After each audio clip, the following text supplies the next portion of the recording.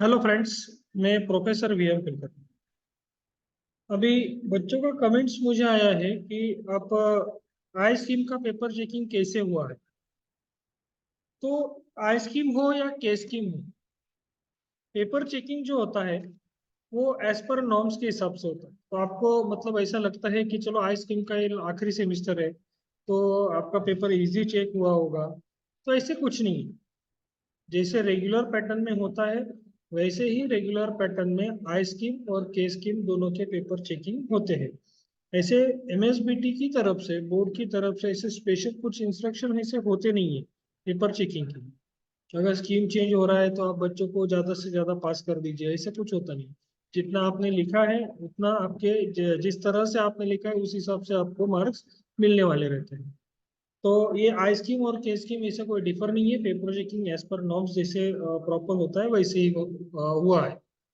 और अभी दूसरी चीज है कि सारे आरएसी जो थे, जहाँ पे रीजनल असेसमेंट होता है, आपके पेपर चेकिंग होती है, तो सारे आरएसी का पेपर चेकिंग का काम पूरा हो चुका है।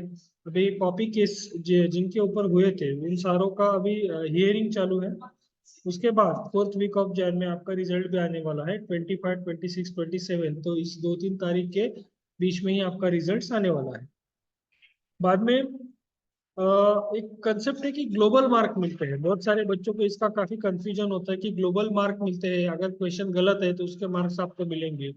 तो ऐसा होता नहीं है। तो ग्लोबल मार्क का कंसेप्ट क्या है वो पहले समझ लीजिए कि ग्लोबल मार्क कब दिया जाता है। जब आपका पूरा पेपर फाइनलाइज होता है, रिजल्ट आपका कैलकुलेट हो जाता है, तो एमएसबीटी क्या करता है कि पूरा रिजल्ट पहले देखते हैं कि कितने परसेंटेज बच्चे पास हुए।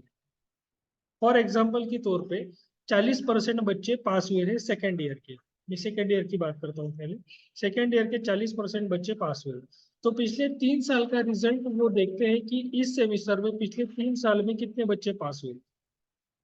तो अगर 3 साल में 40% के ऊपर उनका रिजल्ट आता है, 40% के ऊपर अगर रिजल्ट आता है एवरेज 3 साल का, और इस बार का जो था वो 40% था, अपना जो रिजल्ट है वो 40% था, और हमने जो एवरेज लिया वो 41%।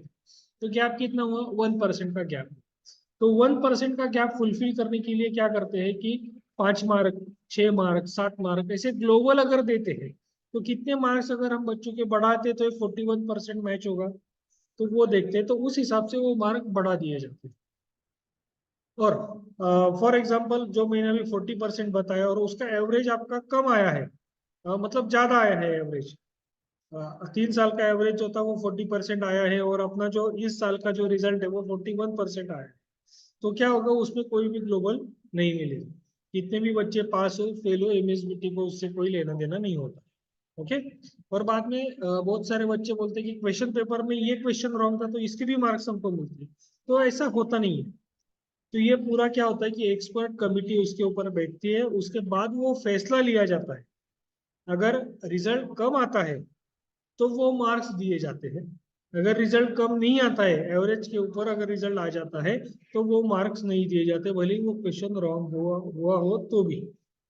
अगर रीजनल असेसमेंट जहाँ पे आपके पेपर चेक होते हैं, जिसको आरएसी हम बोलते हैं, तो आरएसी में इसे अगर कोई कंप्लेंट गई है, बहुत सारे आरएस में से कंप्लेंट गई कि ये क्वेश्चन गलत था, ये क्वेश्चन गलत था, तब जाके एक एक्सपर्ट कमेटी, 3 लोगों का सब्जेक्ट का एक्सपर्ट कमेटी होता है, वो एक्सपर्ट कमेटी फॉर्म होता है।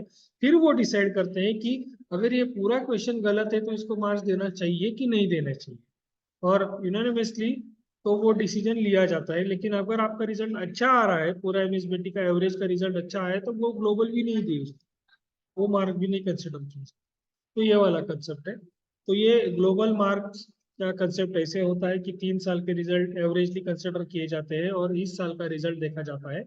अगर इस साल का रिजल्ट ज्यादा है एवरेज से तो ग्लोबल नहीं, अगर कम है तो कितना परसेंटेज कम आ रहा है तो कितने मार्क्स बढ़ाने पड़ेंगे वो डिसीजन लिया जाता है।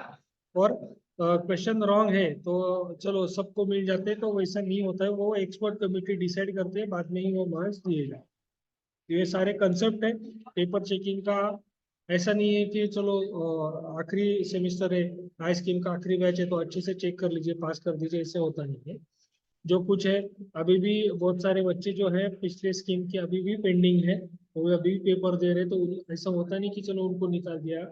आपको स्टडी करना है, आपको पेपर अच्छे से ही लिखना है, तभी जाके आप पास हो सकते हैं। So thank you very much for.